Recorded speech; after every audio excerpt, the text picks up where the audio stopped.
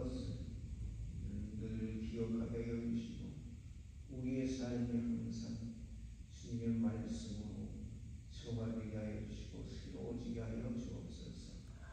그래서 우리가 사는 날 동안 하나님께서 우리에게 맡겨주신 사명을 감당하고 주께서 우리에게 가르쳐주신 그 모든 말씀들을 기억하게 하여 주시며 몸으로 행하는 우리들의 삶이 되게 하여 주옵소서.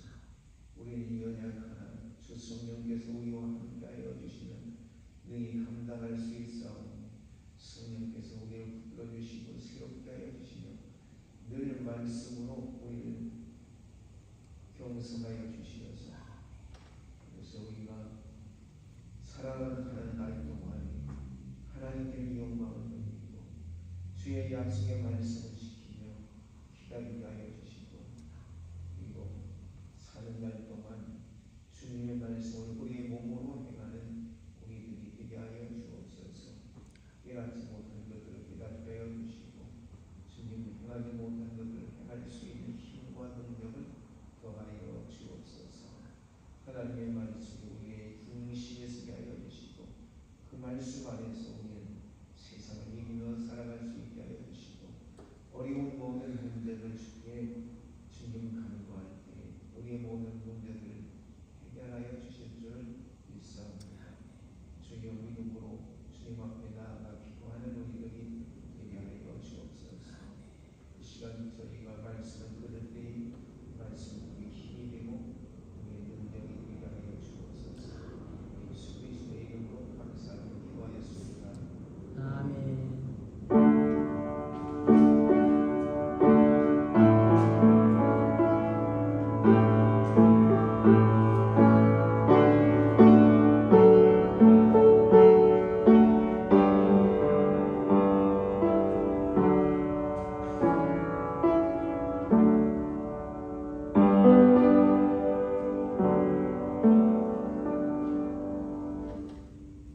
하나님의 말씀 창세기 32장 22절에서 30절에 있는 말씀. 창세기 32장 22절에서 30절에 있는 말씀. 밤에 일어나 두 아내와 두 여종과 11 아들을 인도하여 야복 나루를 건널세 그들을 인도하여 시내를 건너며 그 소유도 건네고 야곱은 홀로 남았더니 어떤 사람이 날이 새도록 야곱과 씨름하다가 그 사람이 자기가 야곱을 이기지 못함을 보고 야곱의 한 도뼈를 치매 야곱의 한 도뼈가 그 사람과 씨름할 때에 이굴되었더라. 그 사람이 가로되 날이 새려하니 나로 가게 하라. 야곱이 가로되 당신이 내게 축복하지 아니하면 가게 하지 아니하겠나이다. 그 사람이 그에게 이르되 이 이름이 무엇이냐? 그가 가로되 야곱이니이다. 그 사람이 가로되 내 이름을 다시는 야곱이라 부를 것이 아니요 이스라엘이라 부를 것이니 이는 네가 하나님과 사람으로 더불어 겨루어 이기었음이니라. 야곱이 청하여 가로되 당신의 이름을 고하소서. 그 사람이 가로되 어찌 내 이름을 묻느냐 하고 거기서 야곱에게 축복한지라. 그러므로 야곱이 그곳 이름을 브니엘이라 하였으니 그가 이르기를 내가 하나님과 대면하여 보았으나 내 생명이 보존되었다 함이더라. 아멘. 아멘.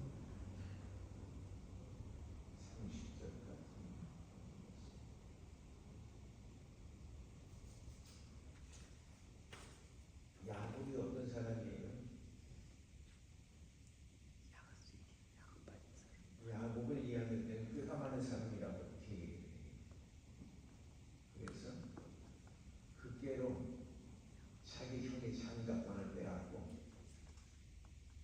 외삼촌의 집에 가서는 또 꾀를 부려서 그래서 자기 양떼를 무수히 많게 만들었다.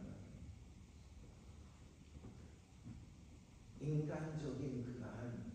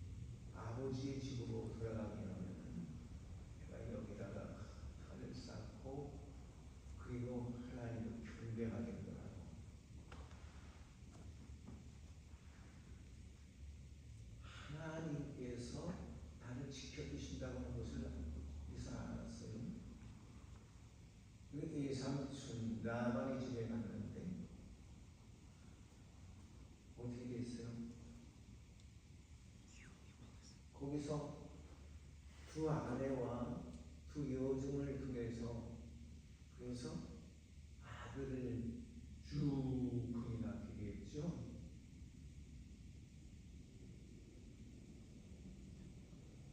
그리고 양떼를 키우는데 계산하는 것보다 훨씬 더 많은 그런 양떼가 불어나는 거예요. 그게 누가 시기어봤어요? 외사촌들이 시기하는 거예요. 저 야곱이라는 우리 집에 와서 있더니 우리 양떼를 다 지가 쓸어가네. 그래서 이 사촌들이 얼마나 화가 났는지 몰라요. 저 죽여버리자. 그리고서는 야곱이를 언제 어떻게 처리를 할까 그러는 상황이에요. 야곱이 생각해볼 때 야 큰일 났다. 이거 어떻게 해야 하냐. 그래서 도망가는 수밖에 없다. 근데 어떡할까? 자식들은 저렇게 쭉 있고 거기에 아내 두 아내와 그리고 두 여종이 있는데 어떡할까? 먼저 그들을 들바로 이를 끌어내서 이래해서 내가 이제 죽게 되었으니까 우리 이제 이 집에서 도망가자. 그래서 자기 아내들과 자식들은 그리고 자기가 기르던 그 양떼를 모르고 도망을 가는 거예요.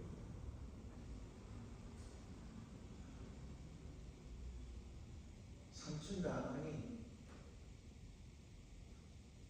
아침에 일어나 보니까 야곱이가 없어졌어요. 뭐 집에 일이냐? 이게 도망가는가 봐요. 자기 식구들만 데리고 도망가는가 봐요. 그래서 삼촌이 자기 아들들과 함께 이 야곱을 쫓아오기 시작한 거예요. 근데 하나님께서 그 밤에 라반에게 나타나셔서 뭐라고 했어요? 너는 저에게 상관하지 말아라. 내가 저와 함께 하라. 그렇게 말씀하시고 라반을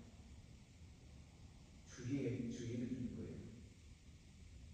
라반이 야곱과 만나서 왜 네가 도망을 가느냐.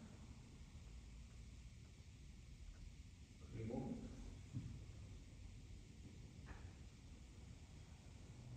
내가 지난밤에 하나님께서 내게 지시하신 것이 있어서 너희들에게는 손을 내지 않겠지만 확실히 너희들이 뭔가 문제가 있지 않냐. 그래서 문제를 제기하니까 이 야곱이가 뭐라고 그랬어요? 내가 삼촌의 물건을 훔친 것이 있으면은 내가 갚겠다. 근데 이 라반의 둘째 딸, 야곱의 두 번째 아내 라헬이 뭘 가지고 하는 거니? 드라기를 가지고 도망을 온 거예요.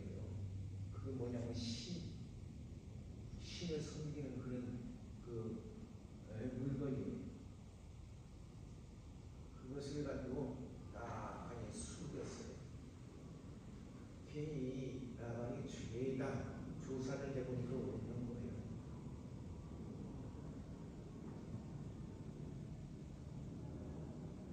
이제 이 라헬의 그 침소에 찾아 들어가니까 이 딸내미가 일어나지도 않고서 아버지를 맞이하는 거예요. 너 왜 일어나지도 않느냐? 내가 지금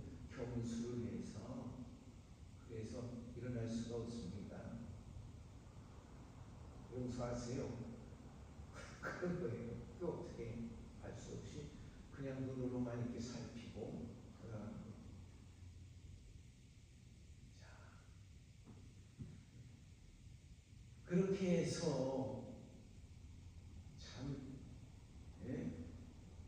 삼촌의 노여움에서 벗어났고, 그리고 이제는 아버지의 집을 향하여 가는데 들려오는 이야기가 에서가 자기 집에서 키운 그러한 사람들을 데리고 이 야곱이를 찾으러 오는 거다. 얼마나 겁이 나는지 몰라요. 한 때, 두 때, 세 때를 나눠가지고서 보내면서 이건 당신의 동생 야곱이가 에서에게 드리는 선물입니다 하면서 가진 방법을 다 쓴 거예요.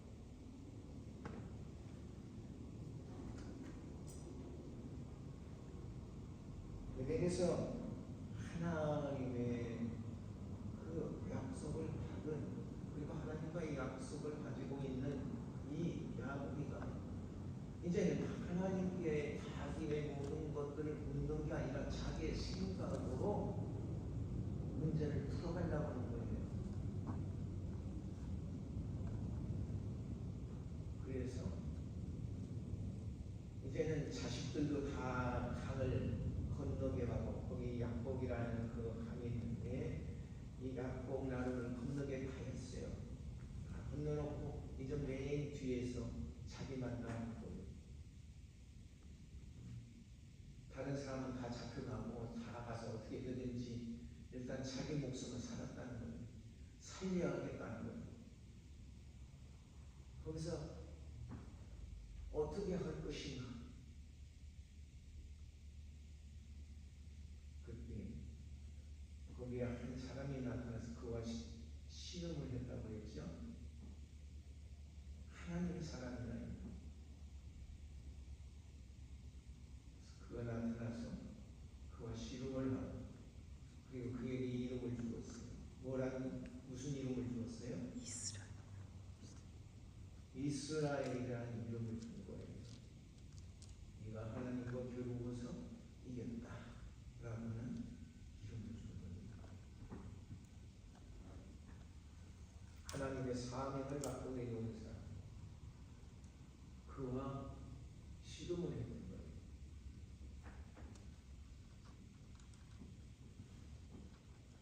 인간적인 방법으로 모든 문제를 해결하려고 했던 야곱.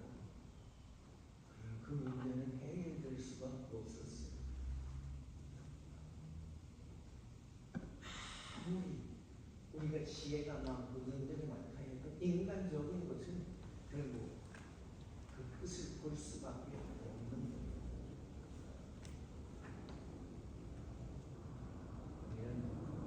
우리가 세상을 살아갈 때 먼저 하나님께 묻고, 그리고 하나님의 뜻을 살피는, 다윗은 그랬어요. 하나님, 내가 이 전쟁에 나가니까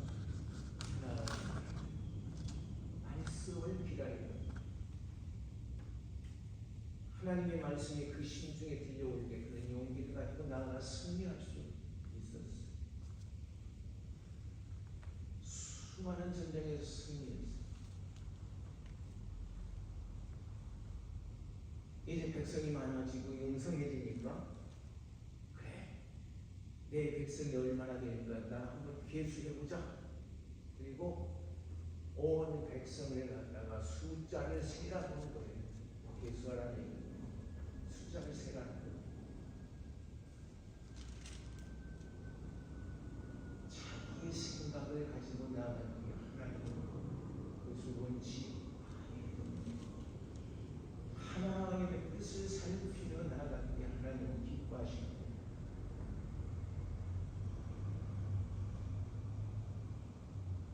어제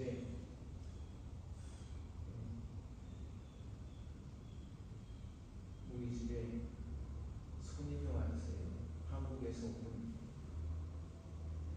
처남이 왔어요.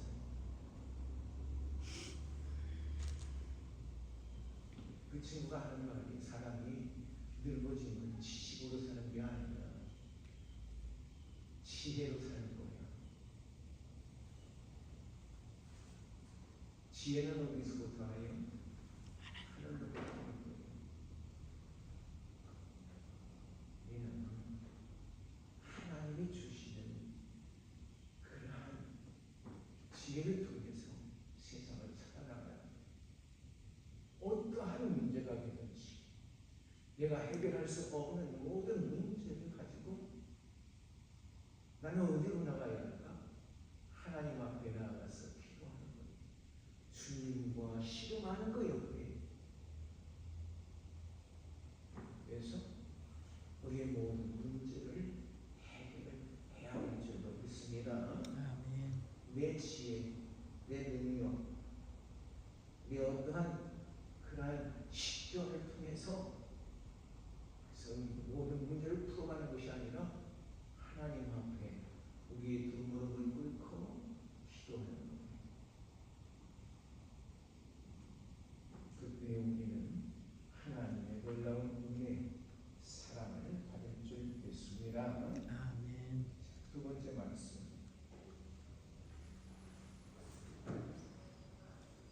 디모데후서 3장 14절에서 4장 5절까지. 14절. 디모데후서 3장 14절에서 4장 5절까지. 목수까지 공독합니다. 그러나 너는 배우고 확신한 일에 거하라. 네가 누구에서 배운 것을 알며 또 네가 어려서부터 성경을 알았나니 성경은 능히 너로 하여금 그리스도 예수 안에 있는 믿음으로 말미암아 구원에 이르는 지혜가 있게 하느니라. 모든 성경은 하나님의 감동으로 된 것으로 교훈과 책망과 바르게 함과 의로 교육하기에 유익하니 이는 하나님의 사람으로 온전케 하며 모든 선한 일을 행하게 온전케 하려 함이니라. 하나님 앞과 산 자와 죽은 자를 심판하실 그리스도 예수 앞에서 그의 나타나실 것과 그의 나라를 두고 엄히 명하노니 너는 말씀을 전파하라. 때를 얻든지 못 얻든지 항상 힘쓰라. 범사에 오래 참음과 가르침으로 견책하며 겸교하며 권하라. 때가 이르려니 사람이 바른 교훈을 받지 아니하며 귀가 가려워서 자기의 사역을 쫓을 스승을 많이 두고 또 그 길을 진리에서 돌이켜 허탄한 이야기를 쫓으리라. 그러나 너는 모든 일에 근신하여 고난을 받으며 전도인의 일을 하며 내 직무를 다하라. 아멘.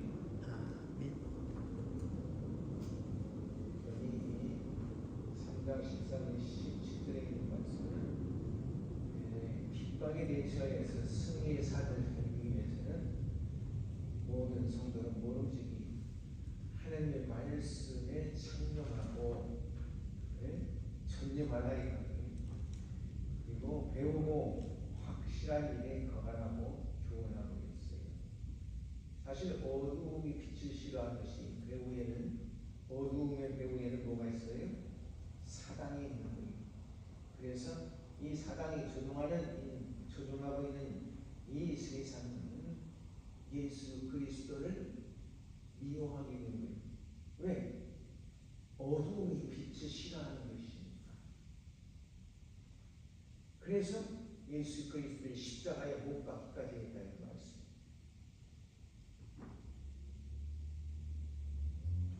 그와 동일한 맥락에서 사단은 또 예수를 믿고 따르는 성도들을 미워하고 핍박하게 되는 거예요. 그러므로 성도들은 자신이 이 세상에서 핍박당하는 것을 이 상황에 여기지 말라요. 두려워하지 말라요. 왜? 우리가 믿는 예수도 그들에게 미움을 당했다.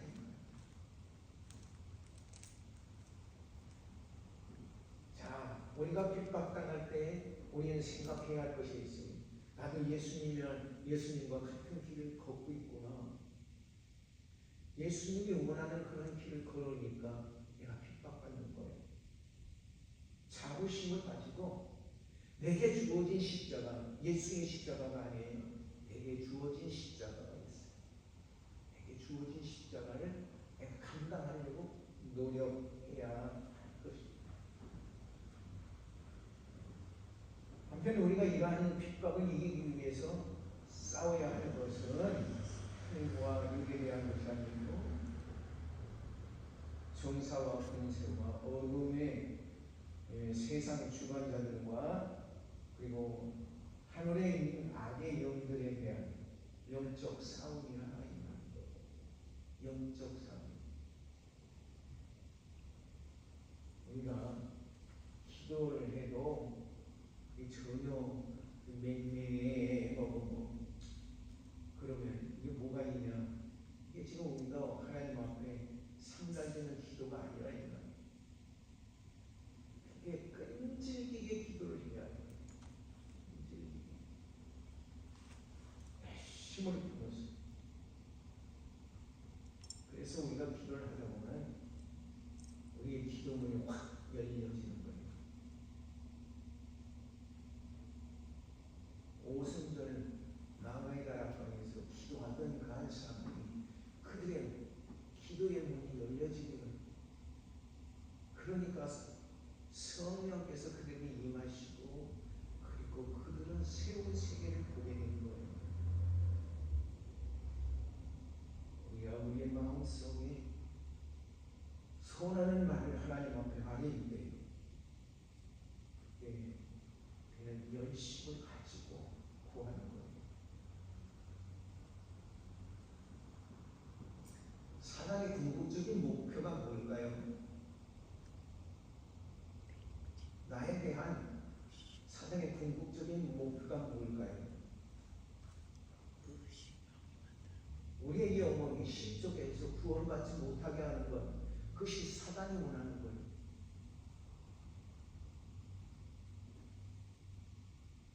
그렇게 이 영적 전쟁은 단지 인간의 이 이성이나 인내하는 그런 마음만으로는 결코 이길 수 없습니다. 그러게 우리는 곧 성령의 검, 성령의 검. 비록 성령의 검이 뭐예요? 하나님의 말씀이에요. 하나님의 말씀으로 무장할 때야만이 우리가 승리할 수 있는 거예요. 우리가 기도할 때 기도가 잘 되지 않으면 주께서 우리에게 가르쳐 주신 기도를 드려요. 한 번이고 두 번이고 세 번이고 계속해서 드리는 거예요. 그러면 우리의 기도의 문이 열리는 거예요. 하나님의 말씀을 읽어요. 계속해서 읽다 보면은 우리가 어떻게 기도할 것인가, 무엇을 구하여야 하는 것인가 하는 것이 생각이 나는 거예요.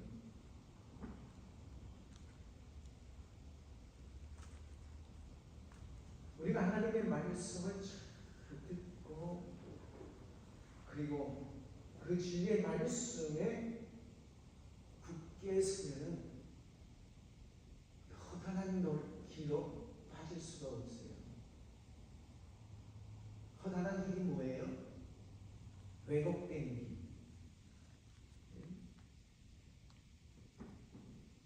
우리가 잘 알고 있잖아요. 한국에서 있었던 그런 일은 몇 년도인가 그 연도는 짚어서 이제 잊어버립니다. 10월 28일 이날은 무슨 날이라고 하는 것이 휴가의 날이라고 했어요. 휴가. 예. 주님이 오시고 우리가 들림받는 그런 날이라고. 미국 땅에서도 그래서 그걸 외치면서 방송에서 이쪽에 수많은 사람들이 그 사람에게 돈을 갖다 바치면서 그러면서 이제는 내가 휴거를 기다리자 그랬거든요. 28일이 되니까 어떻게 됐어요? 그대로 남아있는 거예요.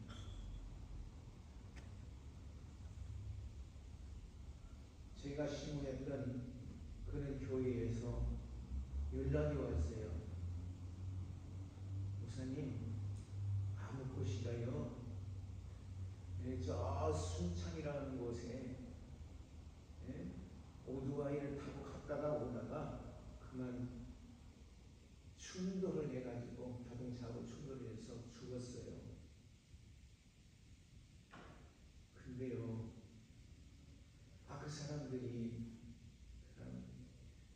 자기 아버지가 죽었는데 28일이면은 들림받는다고 장례를 안 치르고 그 시신을 아랫목에다가 딱 모셔놓고 있대요. 아랫목이라고 하면 어떤 곳이에요? 그게 그한 곳이에요. 반.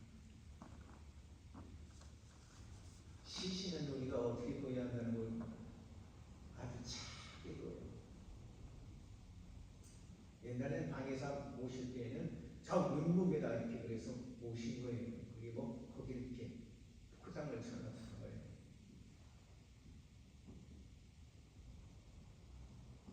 이젠 들림받는다고 벌써 기다리고 있는 거예요. 온 식구들이. 온 동네 사람들이 다 그거 구경하는 거예요. 언제 살아나냐?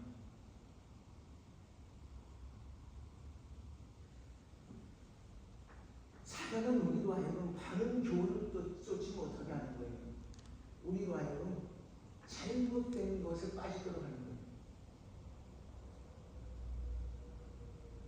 하나님의 말씀을 우리가 깊이 생각하면서 어떻게 하는 것이 우리가 하나님의 말씀을 바로 행하는 것인가, 그것을 생각하면서 따라야 돼요. 우리가 하나님의 말씀이 읽다 보면 걸리는 것들이 있죠. 이게 무슨 말씀이 뭔일에 도대체 이해가 안 가. 그럴 때는 그것을 내가 내 지혜로 그것을 풀어보려고 노력하지 마세요. 오히려 그렇게 하다가 잘못되는 경우를 많이 봅니다. 하나님의 말씀을 앞에서 풀어주고 뒤에서 풀어줘요. 말씀을 읽다 보면 저의 먼저 읽었던 말씀이 이해가 되지 않았던 그런 말씀들이 읽다 보면 그 말씀이 이 말씀이구나 라고 하는 것을 깨닫게 되는 거예요. 그리고 성경을 여러 번 읽다 보면은 말씀들이 풀어지는 거예요. 그렇게 하나님의 말씀을 열심히 새기면서 이게 무장하는 거예요. 하나님의 말씀이 곧 검이에요.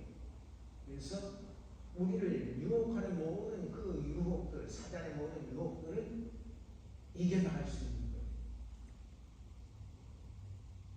여호와 증인들은 말씀을 갖다가 자기의 피 흘려는 그런 그 성경 말씀을 갖다가 꼬박꼬박 해서 몇 장, 몇 절, 어디 이것까지 다 계산 외우고 있어요. 그래서 믿는 사람들에게 와서 성경 여기를 보라고, 여기는 이렇게 말씀되어 있지 않냐 보면서 우리를 유혹해요. 그때 우리는 그 말씀을 보면서 그렇구나 하는 게 아니라 그 말씀 전후를 쭉 읽어보는 거예요. 그러면 그들이 얘기하는 그 말, 그 뜻과 전혀 다른 그러한 것들이 거기에 나타나 있어요. 그러게 우리는 하나님의 말씀을 가지고 그리고 이 말씀으로 무장할 때에 우리의 구원 확실히 서는 거예요.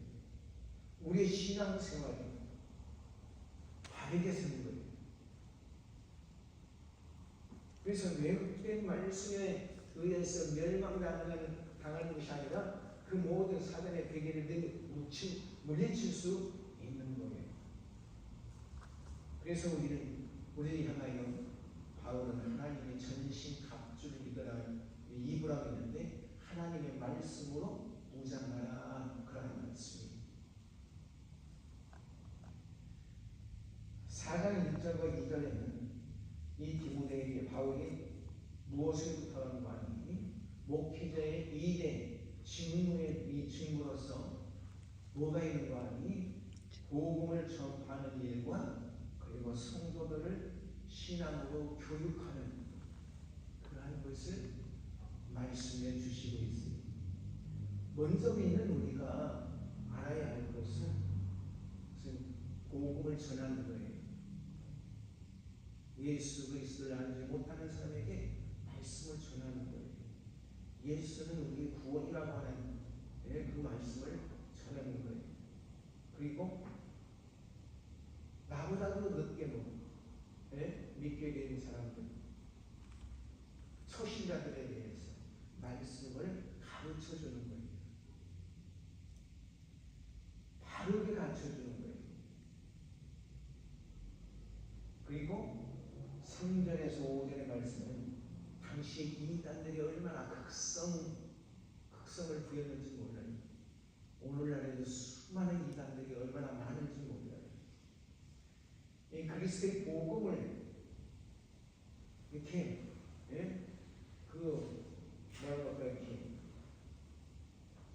훼손해가지고 비틀어서 이상하게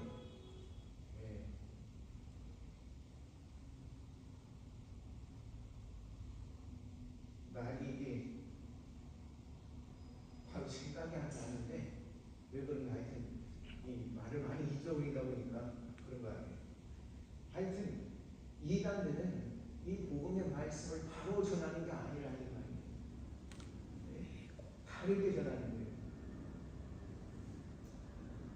그런 얘기를 하더라고요. 이단이라는 것은 처음에 갈 때는 말씀할 때는 말을 할 때는 성경의 말씀을 이야기하고 있는데 끝에 가서는 엉뚱한 기도한다. 그게 이단이에요. 그들의 유혹에 빠지지 않도록 우리는 항상 말씀으로 무장해야 돼요. 그리고 어려운 일을 당할 때 우리가 낙망하지 말아요. 우리에게는 뭔가 분명히 하나님의 뜻이 있다는 거예요. 이 시대를 통해서 어떠한 일을 우리에게 말씀하실까, 우리의 길을 어떻게 열어주실까 하는 것을 생각하는 거예요. 그럴 때 하나님의 그 바른 뜻을 우리가 생각하게 되고 깨우치게 되고 그리고 우리에게 참 삶의 길이 열리는 줄 믿습니다. 주님의 말씀입니다. 누가복음 18장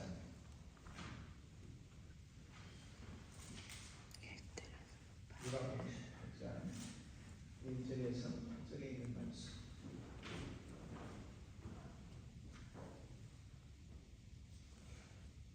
한 목소리 같이 봉독합니다.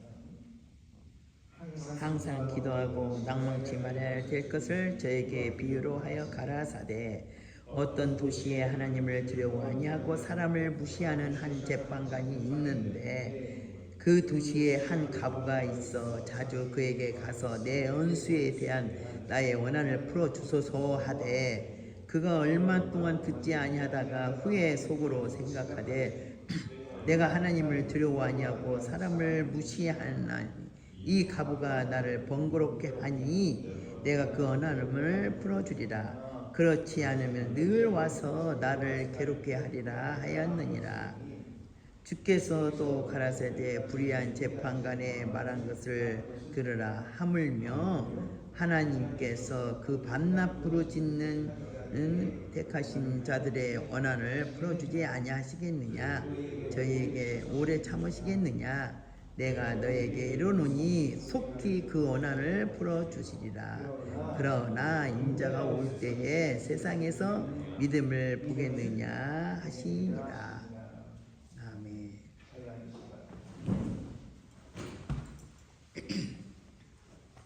본문의 말씀은 불의한 재판관과 과부의 비유의 말씀이에요. 이 비유의 말씀을 통해서 낙심하지 않고 끝까지 인내를 가지고 기도할 것을 교훈하신 그런 내용이에요. 우리는 기도하다가 한두 번 기도해서 내 기도는 안 들으시는가 보다. 하나님이 안 들으시는 모양이야. 그리고 실망하고 낭망하는 사람들이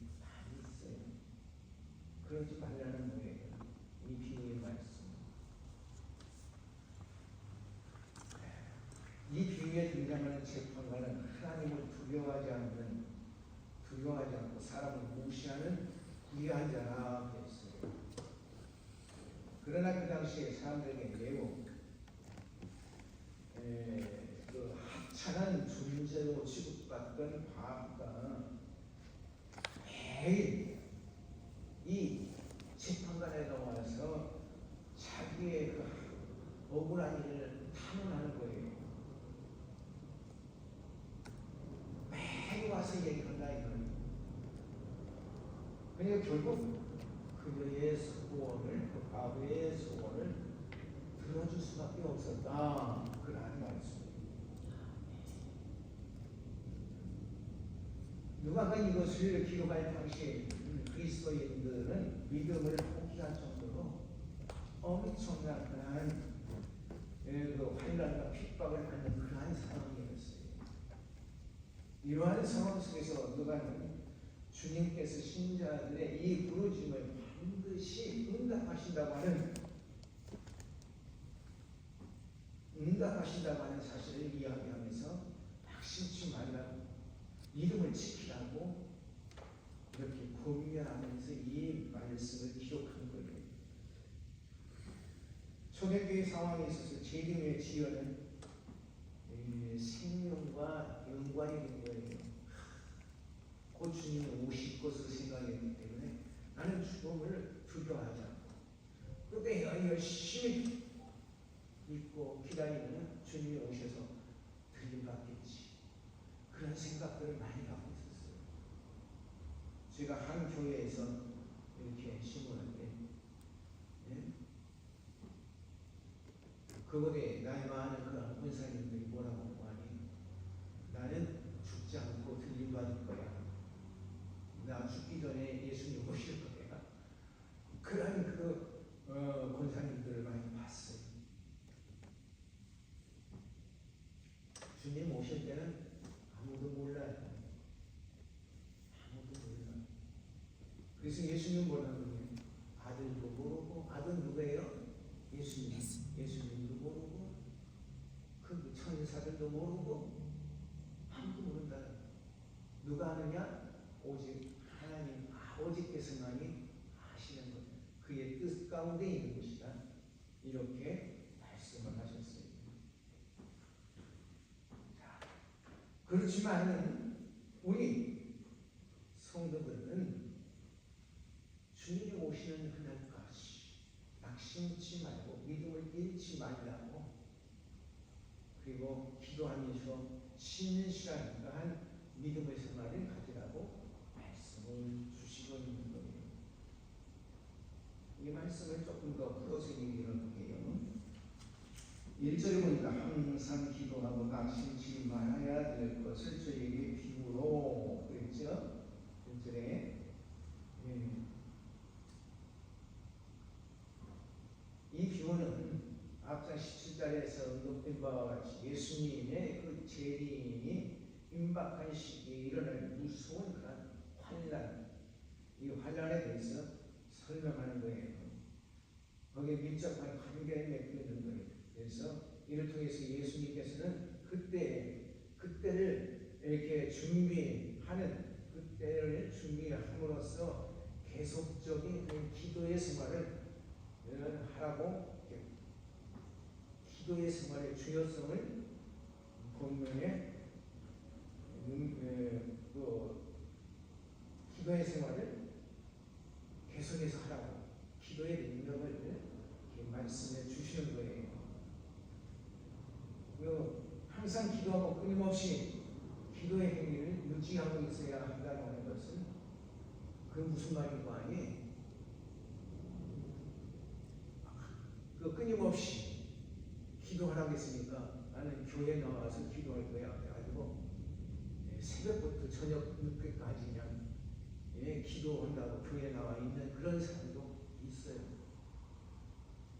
그런 말씀이 아니에요. 근데 이 말씀, 항상 기도하라고 하는 그 말씀은 그런 이야기가 아니라는 거예요. 항상 기도하라고 하는 말씀은 그 기도의 자세를 가지고 살라고 하는 거예요. 내가 어떠한 일을 하든지 간에 기도하는 마음으로 생활하는 거예요. 그것을 이야기하는 거예요. 내 마음의 자세를 기도하는 그런 마음의 자세를 가지고 생활하라. 그런 말이에요.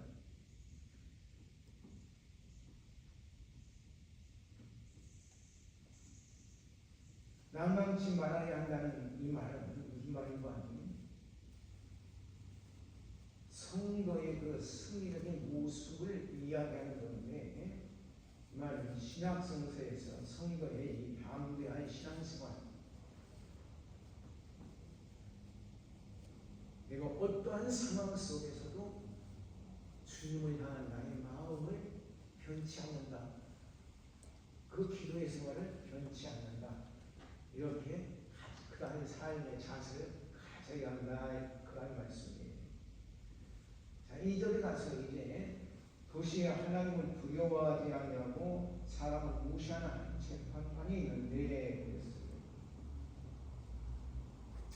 어떤 도시든지 그때 이 속에는 사람들의 그 어려운 문제들, 소송에 관한 그런 문제들이 있으면 그것을 해결해 주는, 판단해 주는 그런 사람도 있었다 이 말이에요. 근데 여기 보니까 뭐라고 있는 거니? 하나님을 두려워하지 않고 사람을 무시하는 한 재판관이 있다 그랬어요. 하나님을 두려워 아니하고 사람을 무시하는 그러한 사람이라고 하는, 그러한 재판관이라고 하는 것은 그 말뜻은 높은 사람이, 관직이 높은 사람이 있는데 아주 다 악한 사람이다 그 말이에요. 악한 사람, 악한 사람이다. 악한 사람이 높은 지위에 있다. 그런 것을 속담으로 표현한 것이 바로 이 말씀이에요. 그 당시에 속담으로 하나님을 두려워하고 사람을 무시하는 재판관, 높은 지위에 있는데 참으로 악한 사람이었다. 그런 거예요. 그런 것이에요. 한 과부가 있어. 그래서 3절에 보니까 한 과부가 있어 원한을 풀어주소서 그랬어요. 당신은 과부는, 고아와 과부는 가장 천대받는 그런 사람이었어요. 힘이 없으니까 천대받았어요. 그 고아들도 지켜주는 사람이 없으니까 천대를 받았어요. 근데 그들을 지켜주고 그들을 보호해줄 사람이, 사명이 있는 사람들이 있는데 그게 누가니? 재판관이가 있는 높은 지위에 있는 사람. 그들은 이 과부들과 고아를 보호해줘야 하는 그런 의무가 그 당시에 있었어요. 근데 그것을 행하지 않는 사람들이 너무 많았다 이 말이에요. 자, 그런데 과부는 어땠어요? 매일 가서 그 재판관을 귀찮게 했다는 말이에요. 매일 그 와서 너 오지 마. 그런데도 오는 거예요. 와서 자기 소원을 좀 풀어달라고 그러는 거예요. 그래서 이 과부의 소원을 풀어줄 수밖에 없었다. 왜? 귀찮아서. 맨날 와서 저렇게 지지고 볶으면서 계속 얘기하면은 내가 저 소리를 언제 이렇게 듣냐?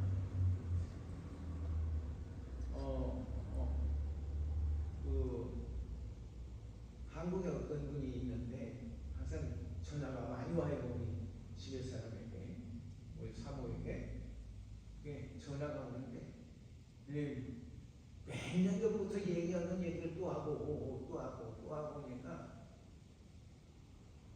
한국에서 전화를 했는데 얼마나 그게 힘들어요. 그러니까 그 한 친구에게 물어봤어요. 너도 전화 오냐? 전화가 막 그거 뭐라고 오냐? 전화가 오면은 안 끊고 전화를 하는 건데 이렇게 그냥 놔도 혼자 얘기하라고. 사람이 매일 같은 소리를 또 듣고 오면 어때요? 지겨워지는 거예요. 자기 억울한 내가 계속 얘기하니까 재판관이 질려가지고서는 그 소원을 들어줬다. 그런 얘기예요. 10절에 보니까 그래서 하물며 하나님께서 그 밤낮 부르짖는 택한 자들의 원한을 풀어주지 아니하시겠느냐. 이라고 말씀하셨더라고요. 이 말씀을 통해서 무슨 말씀이고 하니 이 비유의 목적이 분명히 드러나는데 불의한 심판관이 끈질기게 탄원하는 그 과거의 그 요청을 받아들일 수밖에 없어. 너무 귀찮으니까. 네? 근데 인자하시고 사랑이 많으신 우리 하나님께서, 우리를 사랑하시는 그 하나님께서 우리가 밤낮 하나님께 부르짖을 때에 왜 우리의 그 기도를 들어주지 아니하시겠느냐. 택한 자녀들의 그 기도를 왜 들어주지 아니하시겠느냐. 그 말씀입니다. 거기 보니까 저에게 오래 참으시겠느냐 그랬어요. 여기서 성도들은 저희는 성도들을 가르친다. 성도들은 우리의 기도를 들어주시는 하나님 앞에 우리는 밤낮 기도하는 것이 그것이 우리가 할 일이라는 거예요.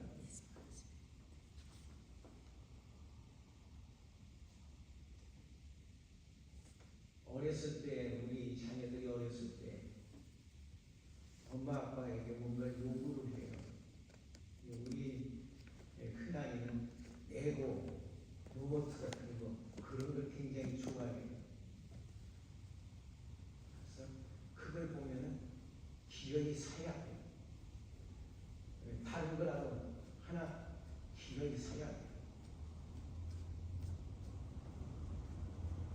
엄마 아빠에게 요청을 하면 엄마 아빠는 어때요?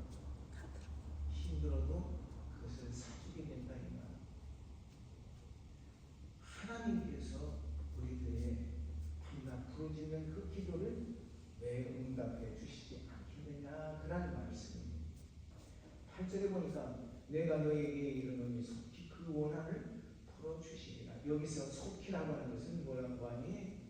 갑작스럽게 또는 예기치 아니한 때에, 이거 결정적인 그런 하나님께서 보실 때 이게 결정적이다 할 때에 그것을 풀어주신다니까, 들어주신다 그런 말씀입니다. 하나님의 뜻이 이루어진다는 거예요. 내가 그렇게 기도할 때 거기에 말씀해 보니까 원한이라고 하는 것이 있어요. 원한이라는 말이 있죠. 네. 그 원한을 풀어주지 아니하시느냐. 풀어주시리라. 그 원한을 개인적인 그런 적대 감정이나 억울한 그런 심리 상태 이런 것들이 얘기하는 게 아니에요. 그것은 바로 하나님의 의로우심을 입증하는 그러한 일입니다. 하나님께서 변호하신다는 그런 말씀입니다. 그러기에 성도들에 대한 하나님의 적극적인 보호가 임재하신다 그런 것입니다. 적극적인 보호를 강조하는 거예요. 그러나 임재가 올 때에 세상에서 믿음을 보겠느냐. 그러나 인자가 올 때에 세상에서 믿음을 보겠느냐. 성도들의 그 기도를 하나님께서 응답해 주신다는 분명한 사실을 말씀해 주신 거예요. 그러나 이러한 하나님의 응답이까지 드러나서 예수 그리스도께서 이 땅에 재림하실 때까지 하나님의 신실한 그런 약속의 말씀을 믿고 의지하는 그런 믿음을 지키는 자들이 얼마나 있겠느냐는 거예요. 자, 우리는 이 말씀 속에서 무엇을 볼 수가 있는 거 아니?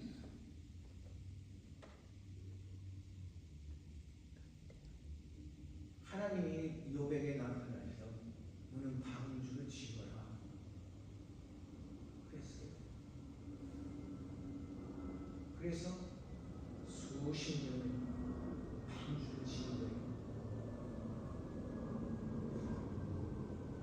롯이 살았을 때 롯이 뭐라고 그랬어요? 롯에게 하나님의 천사들이 가서 이제 이 소돔과 고모라를 하나님께서 멸하실 거야. 너는 내 가족을 다 이끌고 내게 속한 모든 자들을 이끌고 빨리 도망을 가라. 근데 너무 꼬졌단 말이야. 천사가 그 롯을 붙잡아서 끌어냈어요. 그 식구를 끌어냈어요. 도망을 가는 거예요. 근데 설마 저 큰 도시가 불로 멸망을 당해? 그리고 돌아갔어요. 누가요? 롯의 아내가요. 그 누구도 그들의 말을 듣지 않았어요. 결국 그들 모두는 듣지 않은 그들 모두는 죽을 수밖에 없었어요. 심판을 당했다니.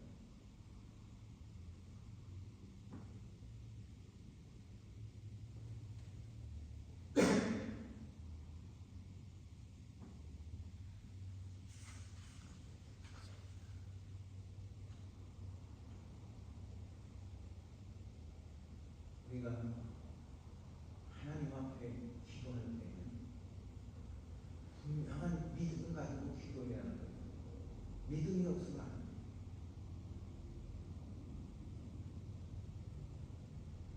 노아와 롯은 그래도 믿음을 가지고 그리고 그 말씀을 들었기 때문에 살아날 수가 있었지.